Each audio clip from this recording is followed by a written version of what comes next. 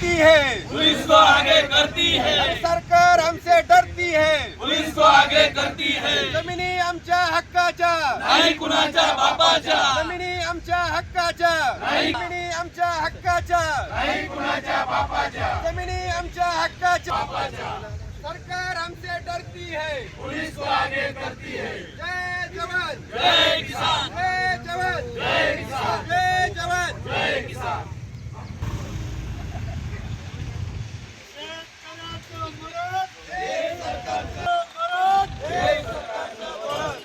आज आपण बघितलं असेल की गवळणे आंबेबाऊलाचे रिंग रोड बाधित हे सगळे शेतकरी आहे, तसेच वडगाव पिंगळा आहे, MIDC मध्ये बाधित शेतकरी आहे, तिकडे आडवण पारदेवीचे सगळे शेतकरी आम्ही सगळे एकत्रित येऊन सरकारच्या विरुद्ध आवाज याच्यासाठी उठवतोय की सरकार आमचं कुठलंही म्हणणं ऐकत नाही। आता गवळणेचंच आपण एक्झाम्पल घेतलं तर या गावामध्ये 70 ते 80% गावाचं भूसंपादन ऑलरेडी झालेलं आहे। आर्टलरी सेंटरला या गावानी जमीन मोफत दिलेली आहे शासनाला, परंतु 700 हेक्टर जागा या सरकारला दिलेली आहे। तर या सरकारने हे लक्षात घेतलं पाहिजे, या गावांची भूसंपादनाची मर्यादा सुद्धा संपलेली आहे आणि या गावामध्ये पूर्ण शेतकरी हे अल्पभूधारक आहेत। या गावामध्ये विधवांचं प्रमाण सुद्धा खूप मोठ्या प्रमाणात आहे आणि हे उदरनिर्वाहासाठी ज्या पद्धतीने व्यवसाय करतायत त्या व्यवसायांवरती सरकार गदा आणतंय। यामुळे आम्ही सरकारला पुन्हा एकदा सांगतोय, सरकार आम्हाला आंदोलनही करू देत नाही। खरं तर एकतर सरकार आमच्याशी बोलायला तयार नाही, जर आम्ही आंदोलन करतो ते आंदोलनही करू देत नाही, आमच्याशी चर्चाही करत नाही। मग या देशामध्ये नवीन ईस्ट इंडिया कंपनीचं सरकार आलंय का, हा प्रश्न माझ्यासारख्या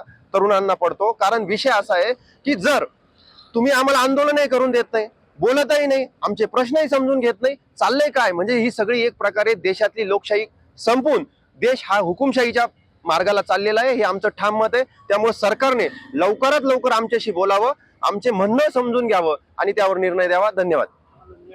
आम्हाला न्याय द्यावा। लोकशाही मराठी ऐका, पहा, जागरूक रहा।